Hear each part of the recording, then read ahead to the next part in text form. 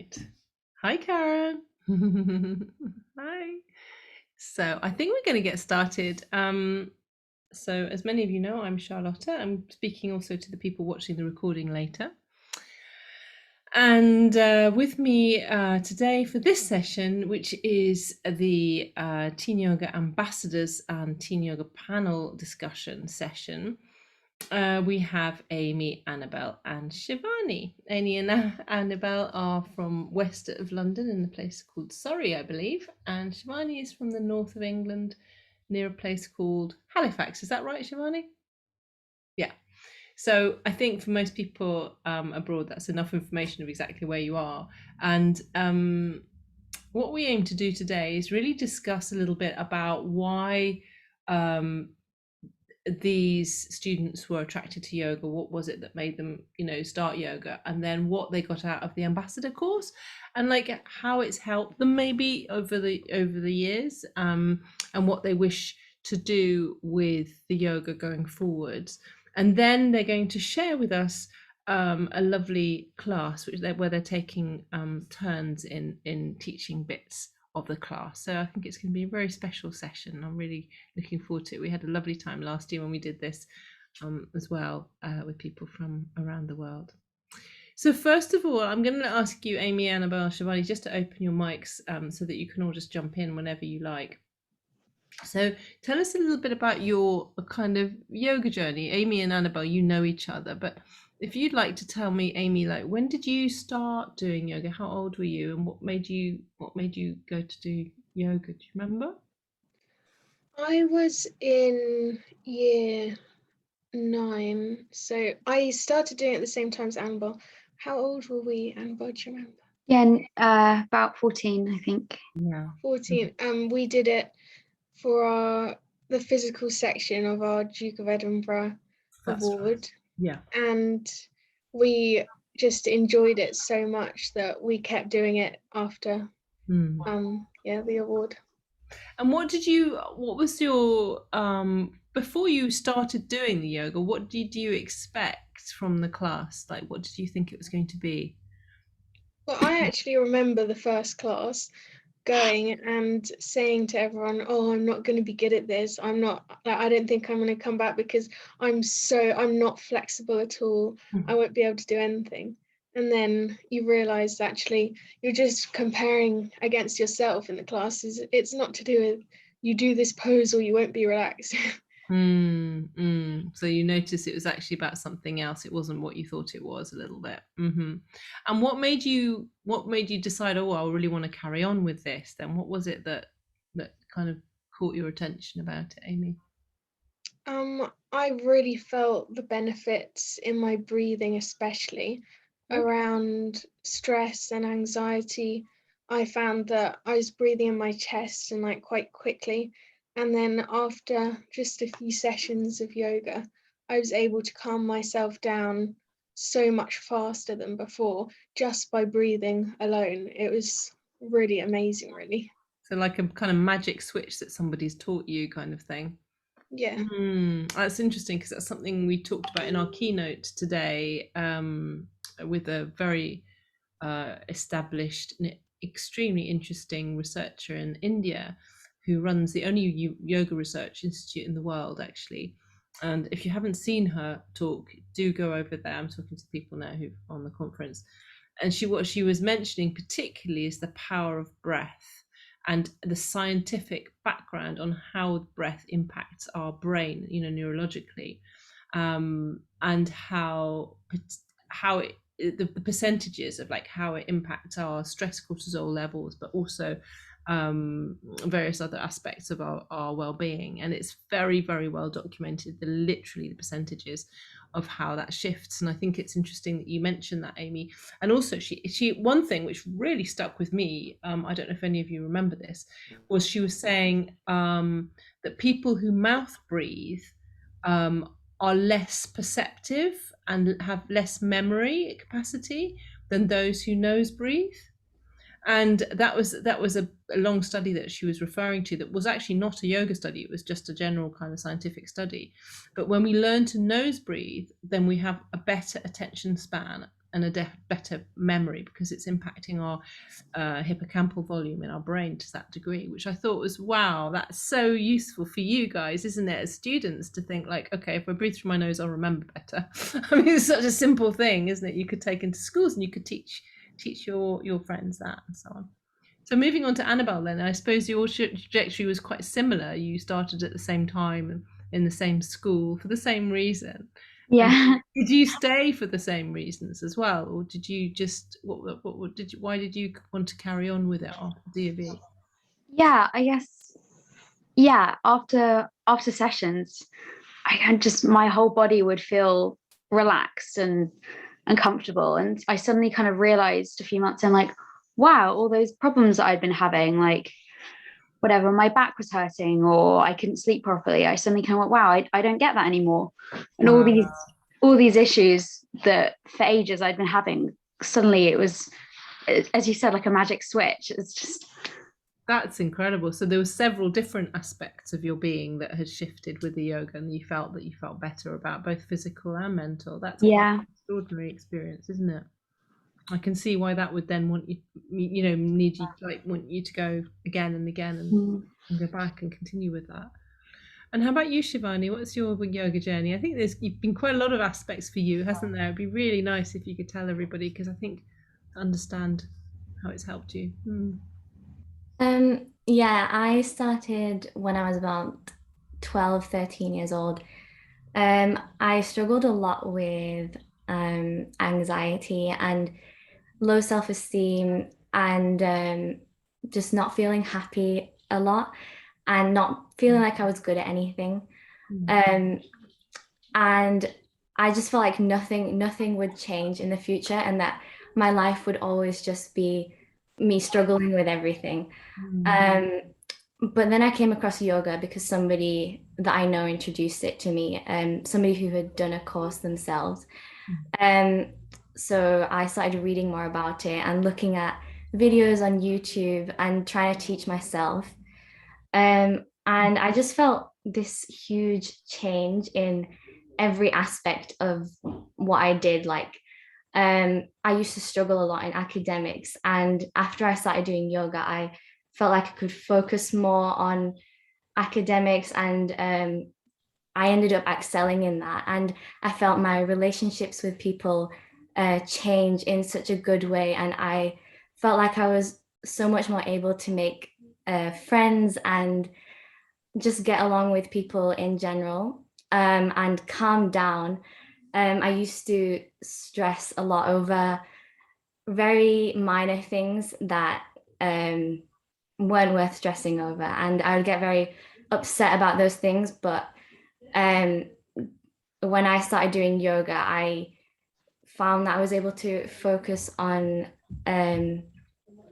coming out of that stress and finding a way to help myself out of it. That's quite an extraordinary set of things that have turned around for you. And I think I want to tell everybody who's watching it, because I'm so proud of you, that Shivani is now aiming to become a doctor. It's that level of academic expertise. So coming from somebody who didn't believe in herself at all, she's now at the level where I know her teachers, because that's how I got to know Shivani, and I know they all really believe in you, and they think you're pretty incredible, what your journey and how you've lifted yourself up, and that you have amazing capacity to do whatever you put your mind to. And I also know, Shivani, time hasn't always been easy, has it? And like for many of you during COVID, I think a lot of us had that kind of agoraphobia and social anxiety, and I think that's something that you also overcame with the yoga, and I think that's really, really special for us to hear, that it can help with so many different things, and hopefully it can bring hope to other young people who have suffered such a similar thing. We all suffer similar things. It's not like you're on your own with those things, is it, Shivani? Many of your friends have had those issues. So that brings me on, I suppose, to ask you a little bit about, and we'll open it up to Nikki, Karen and Zara as well, but it brings me on to ask you a little bit about the Ambassadors course. So then you carried on, and then this opportunity came along for the Ambassadors course. And what did you think that would involve, and what did it involve, and how did that kind of take you forward? Let's start with Shivani, go backwards. So Shivani, why did you join the how did that happen in your school? Like, what happened there? Did somebody suggest it to you, or? We started doing yoga in PE class at school, and my teacher talked to me and found out that I enjoyed it and recommended me the course. So I joined thinking that I would meet people who also had a passion for yoga, and I did. It was so nice to see that other people, how yoga had helped other people in their mental health issues as well. And yeah, it was just really nice meeting all of the different people and hearing all their stories, and also the teachers and how their journeys had progressed over the years. Yeah. And so what do you think, well, what are you doing actually now with Ambassador? Because it seems that I was speaking to your teacher the other day, and it seems like you've been really quite active actually. What have you been doing with your Ambassador course then, since, because you took level 1 and level 2, as did Amy and Annabelle, I think. Yeah. It gave me a lot of confidence, the yoga course, to not just help myself with yoga, but I also pass it on to other people. And yeah, it just made me want to help other people with it. So I ended up starting a yoga club at school for people my age who I know would be struggling with exam stress and exam anxiety and things. And quite a few people have been joining week after week. That's so cool. Yeah. That's so cool. And how's that going? How do they find it, the club? Do they like it, your friends? Yeah, I think someone mentioned earlier that some people don't like to do it because they think, oh, I'm too unflexible or unfit. A lot of the people were like that at the beginning, and a lot of the people were quite body conscious. But I think as the weeks progress, people have become more comfortable practicing it within themselves and around other people, and like I can see them growing in confidence as well, which is really nice. So you're giving them what you got from it, which is wonderful. Yeah. That's fantastic, Shivani. Thank you for that little story. And Annabelle and Amy, have you any of you managed to do anything with your Ambassador course at school yet? Yeah, we've run a session together actually. How gorgeous. So which year group are you teaching, or is it just general? We've just done the one. It was for guides, so that's what 10 to kind of 16. Yeah. So quite a big age range, but yeah, it was really good. I really enjoyed it. Just for guys, just for men, just for boys, did you say? Or no, sorry, for guides, like girl guides. Oh, girl guides, sorry. I thought you said guides. Oh, sorry. That would be quite fun. Okay, and how did that go? How did they find it? Was there quite a lot of them there? Guides is usually quite big groups, isn't it? Yeah, I was really surprised. I don't know about you, Annabelle, but I didn't expect them to have that much focus, because I knew some of them were little, and I thought a lot of them hadn't done yoga before, and I thought they might not want to fully commit, but they all were really up for it. And after the relaxation, they all sat up and they were all sleepy. Kind of woozy. Oh, sweet. So what do you hope to do with the Ambassador course going forward? I mean, how do you hope to kind of utilize that in your life? Any particular plans, or just see how it goes? Or Well, we've got another teaching coming up, don't we, in the new year? Yeah. Yeah, I think we've got a couple interested. At school or in the guides? This is more girl guide groups. Yeah, lovely. That's a lovely way to reach people, I think. Well, well done, you three. And I know from what I've heard about the others that they're also, sharing the yoga in their schools. And the two that came from Birkenhead are teaching all year groups, actually, both lunch clubs and after school clubs, helping their teacher with that. And he's very grateful, because he's got the whole school to teach, so he's very grateful for their help. So yeah, I'd like to open up now to the conversation to anybody else. And Nina, Zara, Karen, Nikki, if you've got any questions for the girls about this topic. Nikki, you look like you're leaning forward. Go on. I'm interested about getting girls into yoga who have never done it before, and I think with girls there's a big feeling that you maybe don't have the confidence to do things without your friends. I've seen that a lot in schools. So I wondered if you had any tips, and also Shivani, whether you joined without another friend with you, any tips for getting people to just, join without the friends, basically.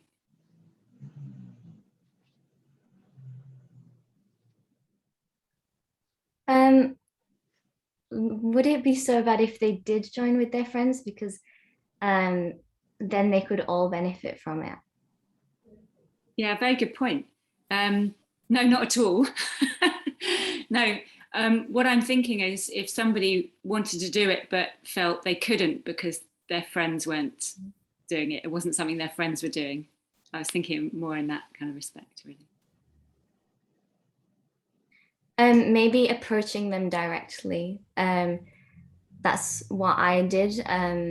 One of the girls didn't want to come without her friends, but her friend had another club on at the time, so she didn't come for the first 2 weeks. But then I spoke to her about it and told her exactly what we were doing and how it was helping the other people, and just spreading what she could get out of it, and then actually went with her to the next class. And after that, she kept coming. Beautiful. That kind of personal interaction and the kind of personal support means so much, doesn't it? We can't just blanket and go just put up a poster and hope people come. We need to engage with people and engage with their fears and their preconceptions. That's lovely, Shivani, that you took time to do that. Yeah, I think it's really important to, like, if you're taking a class, to not separate yourself, the teacher, from the other people, and to have that personal connection with every single person, because that's how they'll be more comfortable with it, and how they'll be more willing to get better at it and progress in their own journeys. Wow, you're going to be a great doctor if you have that attitude. Karen, did you have any questions to the girls? Are you just listening? You've got your mic on. Firstly, it's just, it's so wonderful to listen to you all share about your initial experience of coming to yoga and starting your journey, and then, the inspiration of hearing you share with your peers, and it's just absolutely fantastic, and I'm in awe of you, and I think it's wonderful. I was curious to know kind of the duration. How long are your classes that you're sharing? I was just curious to know that. Ours was about an hour, was it? Yeah, I think our class was about 45 minutes, and then we didn't know how long it was going to be, so we just filled in the rest of the time with yoga games. Oh, did you? Okay, yeah. I was curious to know if you did some games as well, and if you had feedback from your students about what their favorite part of the class was. They all really enjoyed the game at the end. You could see they were so excited, but especially we played musical statues, but with yoga poses. And they were so excited to show what they could remember. Love it. Oh, I'm so happy for you. Oh, that's really fantastic. Yeah. And I don't know about yourselves, but I think when you're really busy at school and you've got so much going on, with exam stress and everything, that the bringing in that playful quality to your classes is another way for them to kind of like de-stress. Did you notice that with them as well?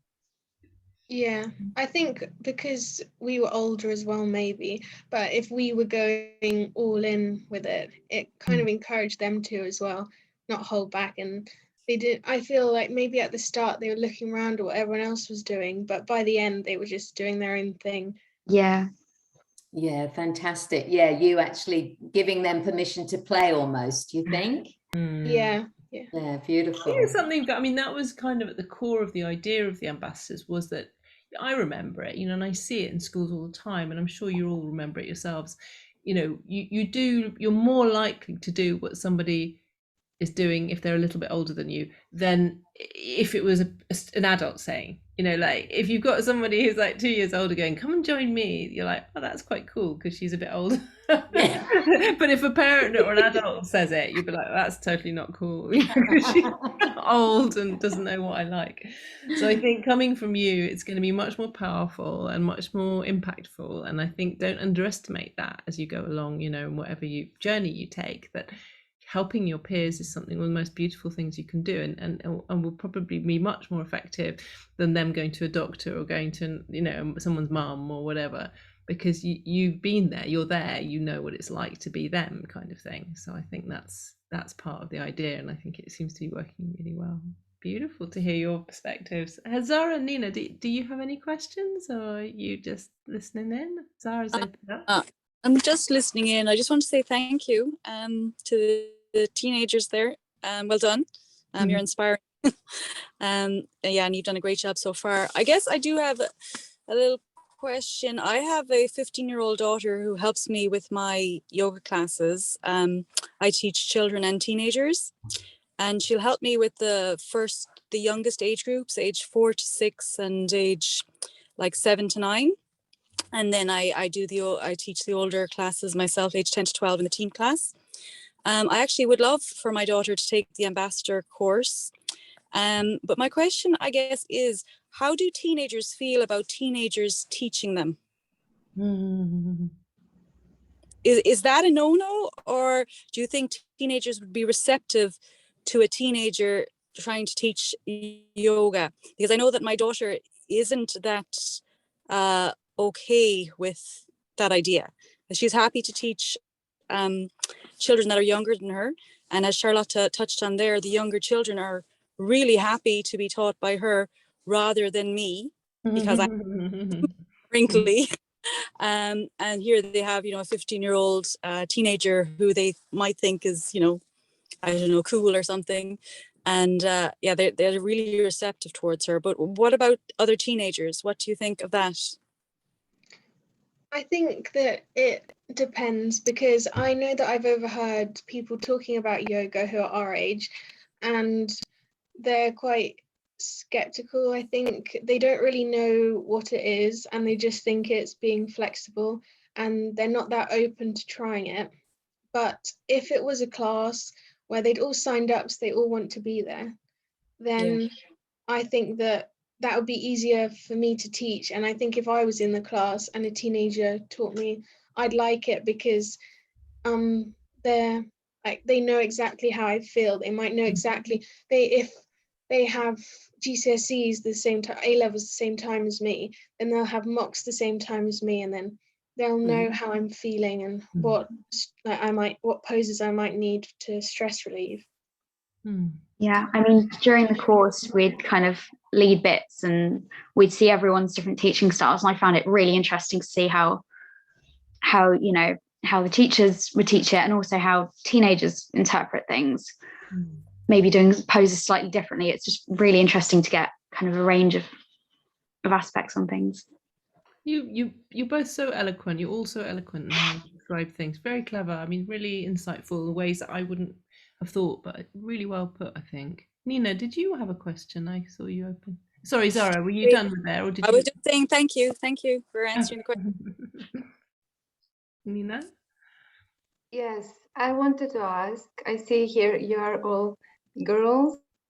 I wanted to know if there are boys also coming to the classes you have, and how is this different? Because this is, in a way, I mean, I haven't started giving classes to teens yet. I hope in January I'm starting, but I admit that thinking of boys coming to this class is a bit scary for me. Even if I have I have 3 sons, and 2 of them are teenagers also, but still it's such a different environment, and this role of teacher for them. So I'm a bit like, I don't know, not panicked, but yeah, concerned by this.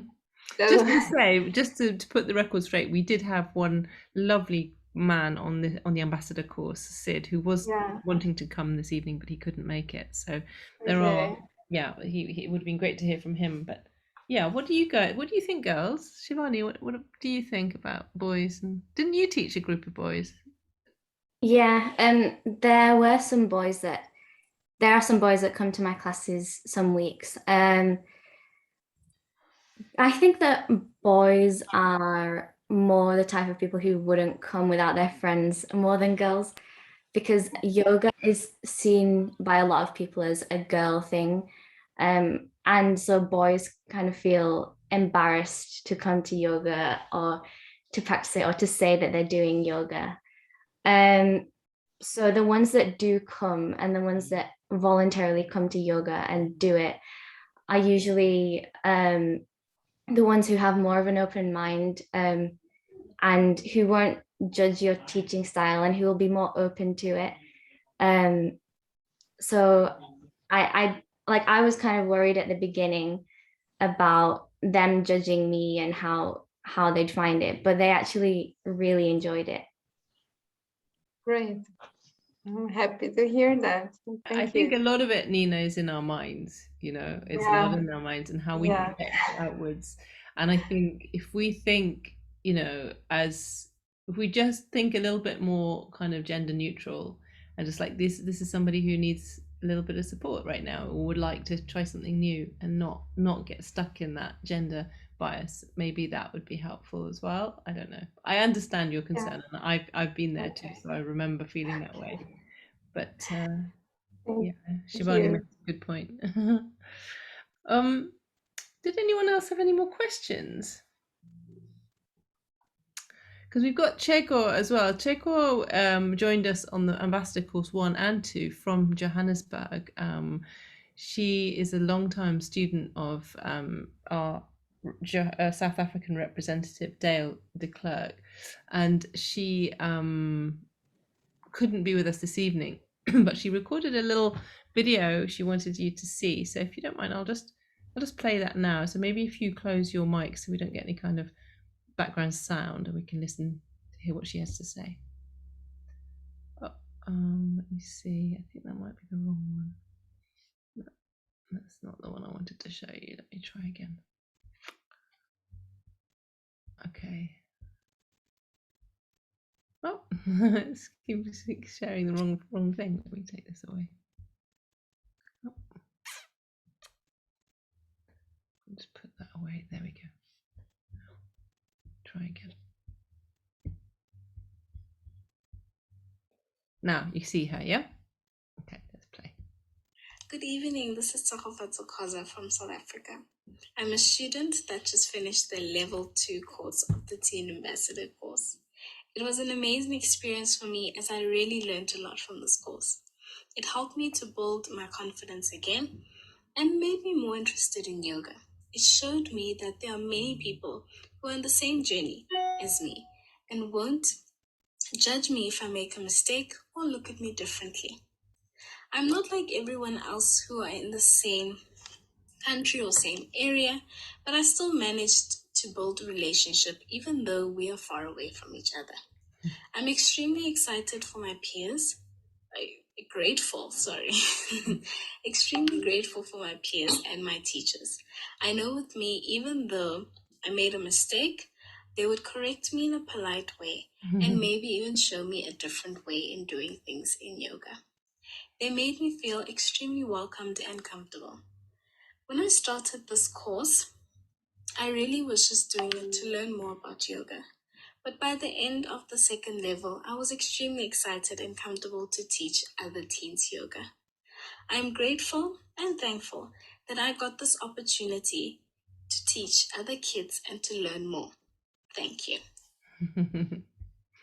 So Cheko's story is quite inspiring because I don't know if any of you are aware of what's going on in South Africa right now, but it's quite a scary place to be, especially Johannesburg. There's a lot of murder, actually, killings, shootings in the street, and kidnappings at height, and in the the crossroads and so on. And she started yoga because she was very afraid and very anxious and worried and depressed. Actually, she was clinically depressed, and she felt that it shifted all those mental health issues for her. And now she's teaching a younger group with Dale, which is really great news, because I think in Johannesburg it's making a massive difference for young people to be able to manage their emotions in a better way. So Zeko also talked with me, I don't know if you already saw it, on the was it Monday, Nikki, when she came on, and we had a little conversation about it. So if you want to know more about Zeko, you can watch that recording from Monday, and she goes through her whole journey there, which is quite fascinating, and also the situation in South Africa and how yoga's making a difference in schools and so on. So unless you have any more questions, maybe we can have a little yoga session that you guys prepared earlier. We can all do it together, yeah? And at the end, I'll finish it off with a little relaxation. So let me just get that up. Let's see where I put it now. Mm-hmm.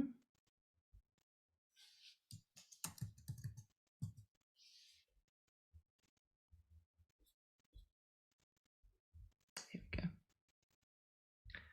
Okay, so I'm going to share my screen. If you get ready to get on your mat, this is a yoga class, so you might want to join in and be taught by teenagers and see how that feels. Yeah. So we're going to share this now, and I'm going to do it too.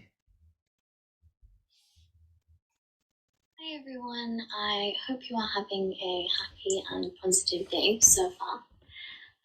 We're going to start the session off by doing a grounding exercise, which will hopefully help us to step away from any negative thoughts or feelings that we might be experiencing. And then we're going to move on to a breathing exercise, which will hopefully help us to feel more relaxed and in the present. So sit with your legs crossed. If this is really uncomfortable for you, then sit in another position that makes you comfortable. And we can just have our hands resting in our laps or on our knees, or even in Anjali Mudra, which is here, just in front of the chest. But find a position that is comfortable for you. And once you have seated yourself in this position, close your eyes. And take notice of the spine. Make sure that you're not slouching. Make sure that your spine is straight. But don't stiffen up.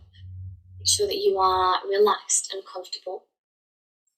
And bring the shoulders away from the ears. Bring them down to release any tension that may be stored up over here. Now bring your attention to the breath. Don't change your breath as of now, but just focus on what your breath is naturally like. Are your breaths naturally long, or are they short? Are they deep, or are they shallow? Is each cycle of breath regular or irregular? Observe this for yourself.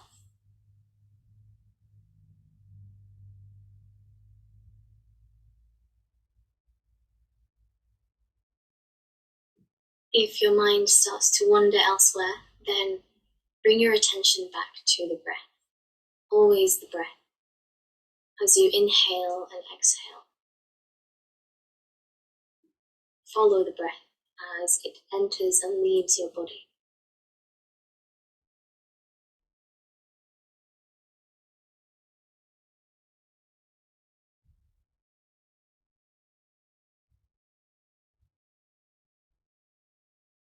Now, you might want to use this time to set an intention for your practice today.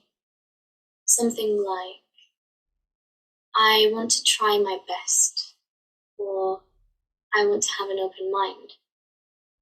I want to be strong. I want to invite compassion into my soul.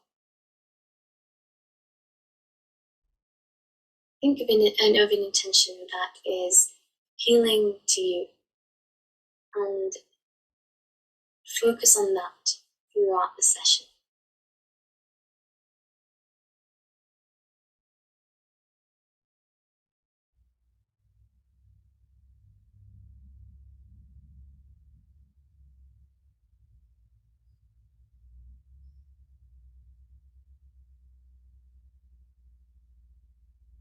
Connect to your breath and your intention and focus entirely on the here and now.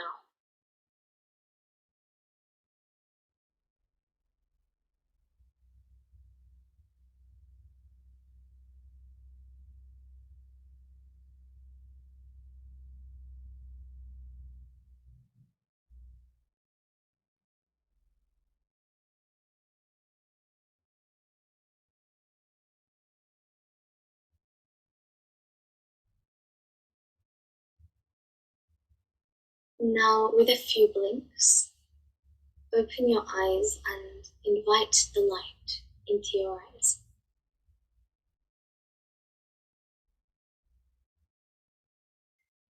Hopefully, we are feeling a bit more grounded now after that exercise. We're going to move on to a breathing exercise, a specific breathing exercise which is called Brahmari Pranayam, which in English translates to bumblebee breathing.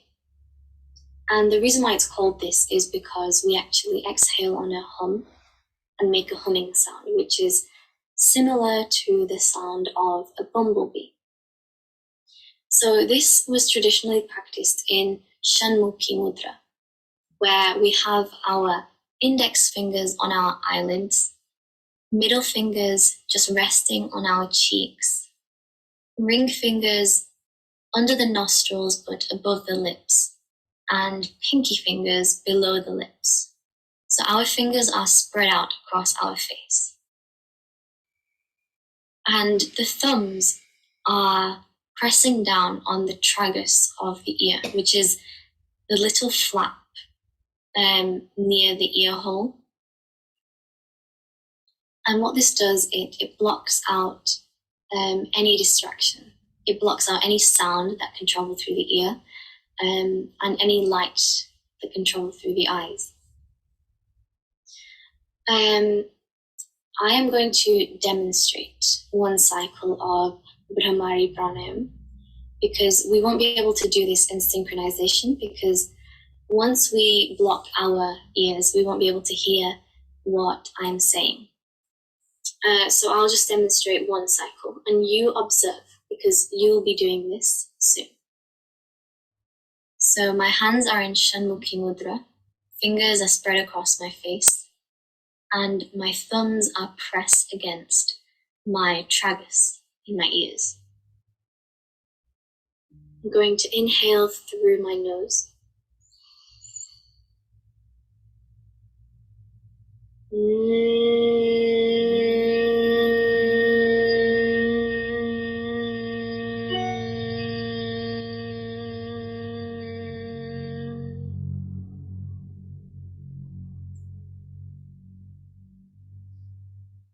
So that is how we do Brahmari Pranayam. So now we're going to do this together and we'll do it 3 times. So inhaling and exhaling on a hum 3 times.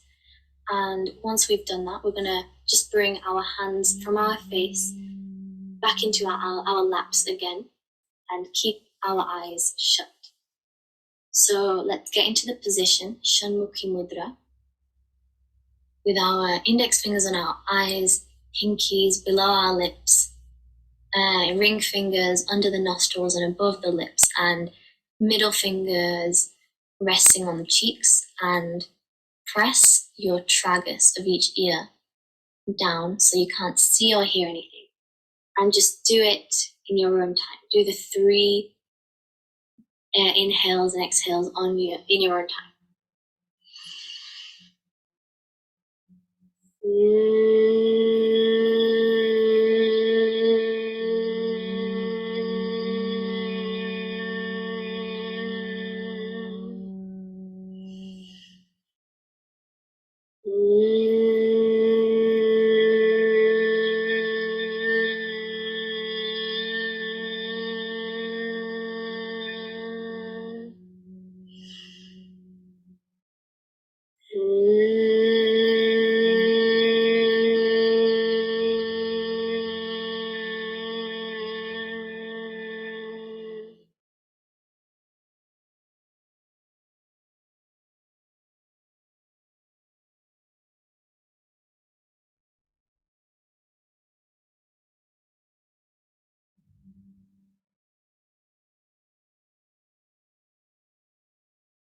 feel the vibrations all around the room, the vibrations that you have created.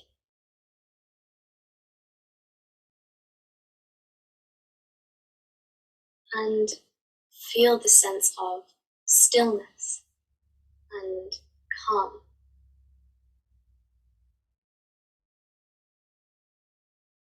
Bhramari Pranayam is a good technique to turn to whenever we're feeling stressed or anxious, or it also helps with things like insomnia, sleep deprivation. It also has physical benefits like helps the cardiovascular system and the respiratory system function better. There are so many benefits to Bhramari Pranayam, and I would encourage you all to return to this in your own time. But for now, let's open our eyes again with a few blinks, inviting in the light.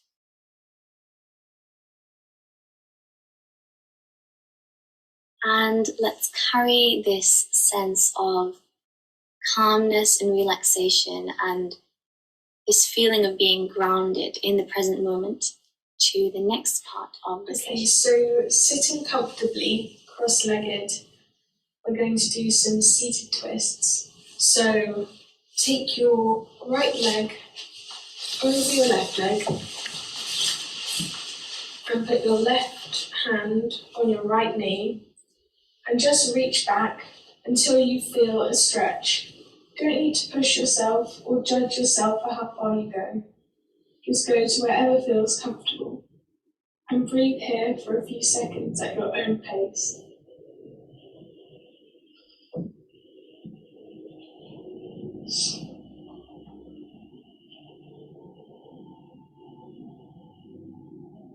And when you're ready, come back to the centre and switch over your legs so that your left knee comes over your right knee, and put your right hand on your left knee and then reach back again. And the same goes, just go until where you feel the stretch. You don't need to push yourself too much, just go to where's comfortable and take a few breaths here.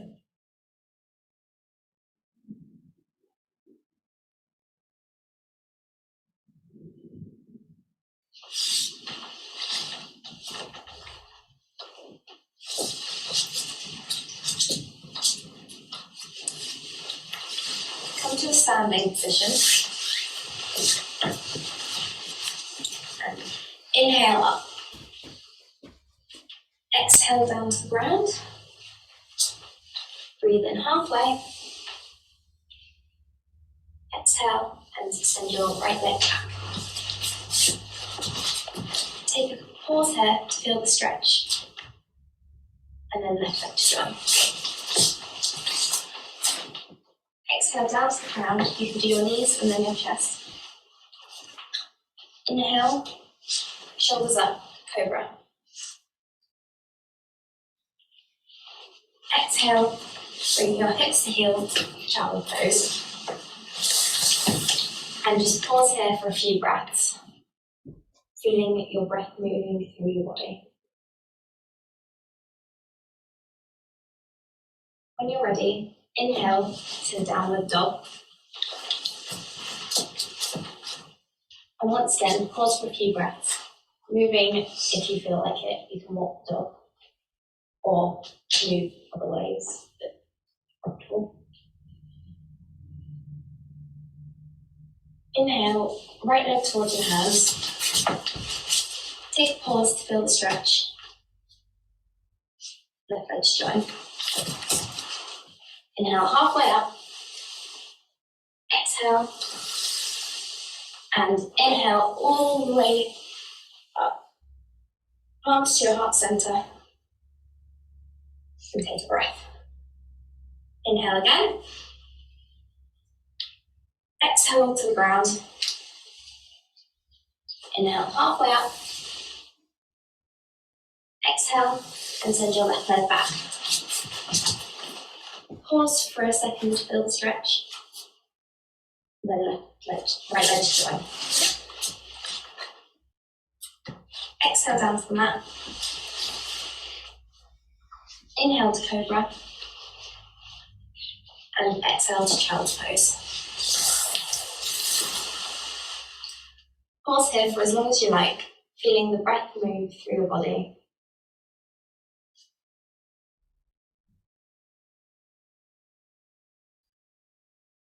Inhale back to downward dog.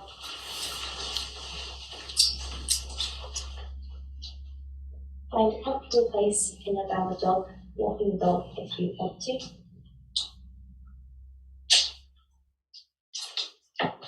Left leg towards your hands. Pause and feel the stretch.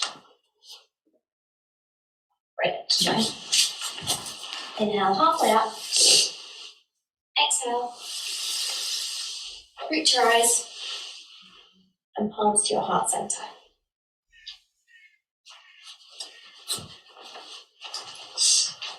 Now you can squat down and then reach your hands forward and come on all fours. Be here for a moment with a straight back, and then lower your belly as you breathe in and lift the chin. Exhaling, round the back and drop the head. Inhale and exhale.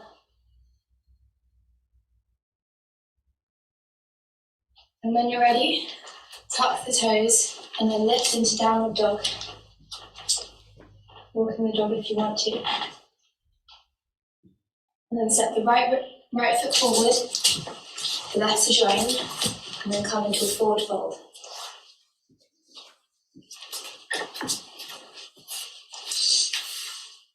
So from this forward fold position, slowly fold up to standing mountain pose. Now we're going to move into warrior two. So take your left foot out towards the front of the mat and your right foot back at a 45-degree angle, wherever's comfortable. You might want to adjust your feet and then put your hands, your arms straight out, so one straight in front of you and one straight behind. And breathe in, up, and breathe out, lunge forwards. And breathe in, and breathe out. And breathe in to reverse, feeling the stretch down your side. And breathe out, come down into triangle, moving your hips back and putting your arms straight up above. And breathe in, back to reverse warrior. And then come to the center. And then switch your legs around so that your right foot is now facing the front of your mat and your left foot is at a 45-degree angle behind. And your arms, one straight in front of you and one straight behind again. And breathe in. And breathe out, leaning forward, just lunging forward. And breathe in. And breathe out. And breathe in, back to reverse warrior, feeling the stretch down your side.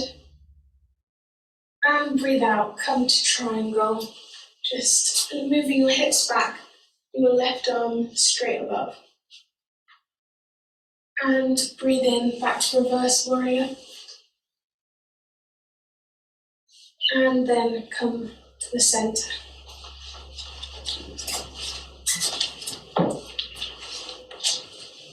Take a moment to unbalance your right leg and shift your weight to the left. When you're ready, move it up your leg to either above or below your knee, but not on your knee. Palms to your heart center and take a few minutes to just breathe and focus on the balance. If you find yourself unbalancing, just take a second to shift the weight back and move your leg back. Doesn't matter how high your leg can reach. Just go wherever's comfortable.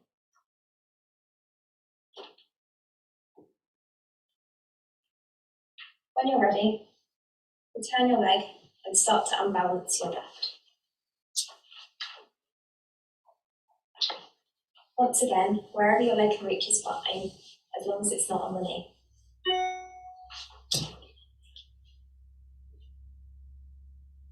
Take a few breaths.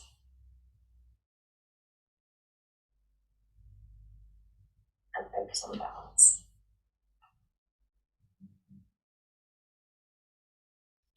When you're ready, move both legs to the floor and even out your weight. Inhale. Exhale to forward fold. Inhale halfway. And exhale to child's pose.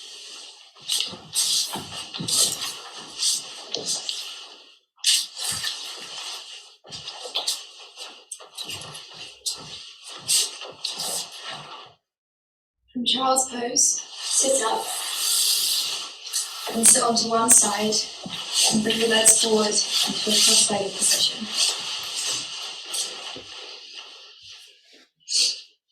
Breathe in. And then bring your hands to heart center. Breathe into your head for kind thoughts, your mouth for kind words, and your heart for kind deeds.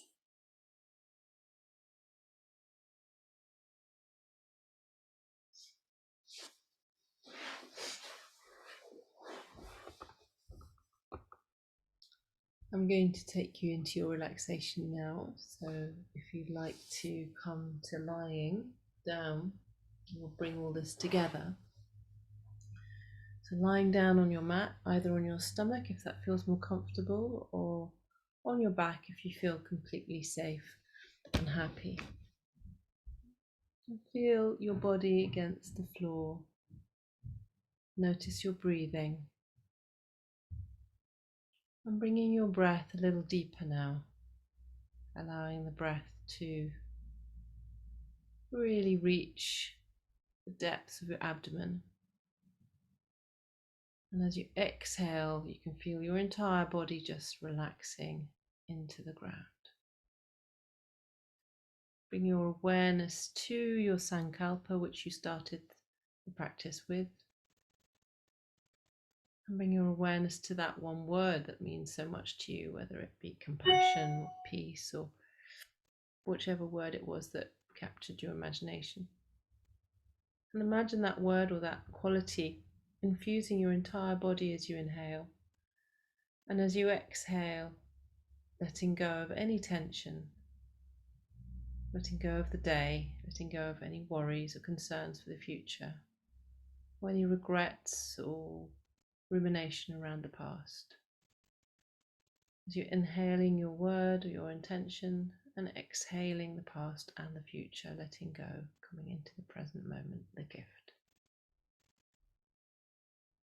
Scanning the entire body, starting with the feet, relaxing the feet and the legs, relaxing the hips, relaxing the buttocks, relaxing the tummy and the chest, the upper back and shoulders, the arms and hands, relaxing the face and the jaw, relaxing the back of the body and the skin, fingers, the arms, the shoulders, the entire body relaxing. With each exhalation, the body becomes a little heavier, and with each inhalation, the body becomes more pure and empty, making that feeling of infusing yourself with your Sankalpa and letting go of anything that doesn't serve you. Now allow the breath to just do its thing. Let's breath the breath. Allow the breath to breathe you now. Allow the breath to breathe you. Going deeper And deeper into your relaxation, the body fills with light, and the muscles and the bones and the nervous system relax completely, letting go and letting go and letting go.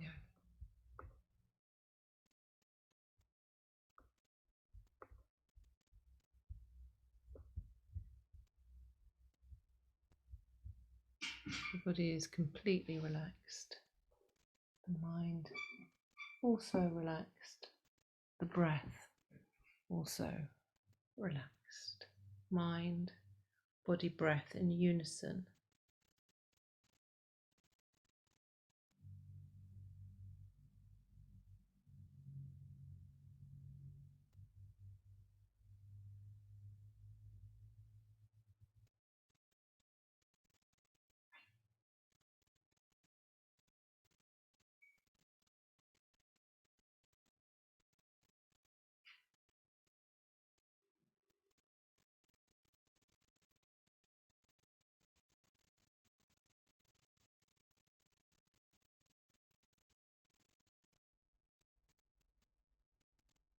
Inhaling light, inhaling purpose, and exhaling tension.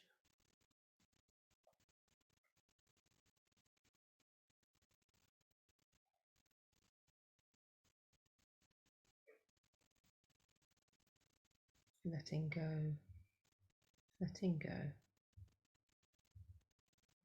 letting go.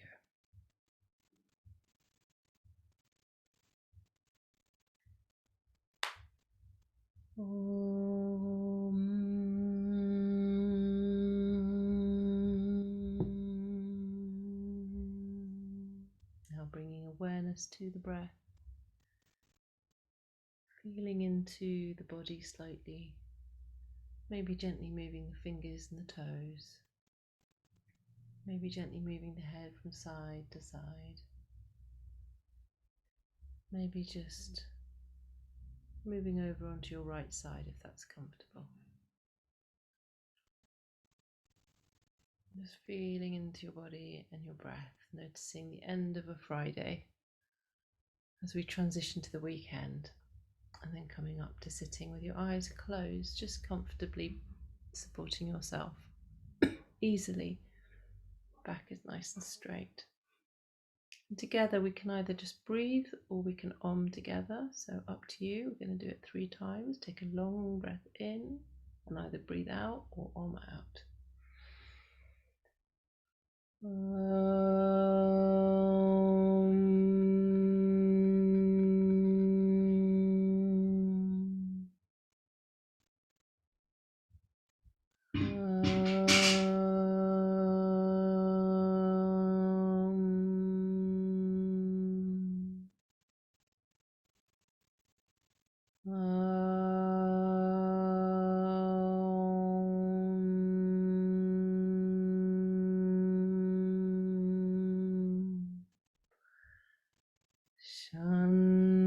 Shanti, Shanti, Shanti. Om Guru Satguru Shivananda Maharaj Ki Jai. Jai to all our teachers. So thank you very much for joining us. Thank you so much, Amy, Annabelle, I think that was Rosa, and Shivani. What a beautiful class. Beautifully filmed, beautifully put together. And I know Sid would have loved to do a piece for this as well, and he was going to do the relaxation. So thank you to Sid for all his effort in trying to get this to us. I was really impressed by your teaching capacity, all 3 of you, all 4 of you. I thought you did a really great job. You were so confident and so calm. Really transmitted beautiful energy to me this evening. And I'm very proud of what we achieved together with my colleagues Debbie and Ed and Jenny in creating the Ambassador course. Now I'm really proud of how well you've taken it and how much you've taken from it. And for anybody who's watching, either watching the recording or watching live now, I just want to transmit to you that we're always running these Ambassador courses after demand, and the next one's going to be in January, level 1. And we take people from all over the world. So wherever you are in the world, you can join us because it's all online. And we're happy to adapt the timings to the place wherever you are in the world. So don't let that be a problem. And then the level 3, which we hope to do with those who are interested, is a week-long retreat, hopefully in the summer. So depending on COVID, hopefully that's going to go ahead, and we can do that with all the people who've done level 2. So the 12, I think there's 9 of you actually who've done level 2. So that'll be really exciting. And yes, if anybody wants to know any more, the website is teenyogaambassadors.co.uk. Or if you want to know any more in general about the charity and about the courses, then do get in touch with either me or my manager Helen at teenyoga.com or Charlotta at teenyoga.com to ask any questions. If you haven't already, buy a ticket for the raffle. You get a one-to-one Ayurvedic consultation online, or a one-to-one vegetarian cookery course, or a one-to-one yoga therapy course as prizes, or even a free ticket to the 3-day World Yoga Festival. And lots of other prizes beside, and the money all goes towards supporting people who want to do the ambassador course but can't afford it, so that we offer bursaries for them. That's where the money's going from this conference. So thank you all for your participation, and sleep well and have a lovely Christmas if I don't see you before, girls. Take care. Bye-bye. Thank you so much. Thank you. Lovely to see you, girls. Thank you. And big thank you to Nikki, who's actually Annabelle Namie's teacher, right? Is that right, Nikki? Yeah. So thanks for getting them all on board. That's wonderful. And sleep well, girls. See you. Thanks, everyone. Bye. Bye.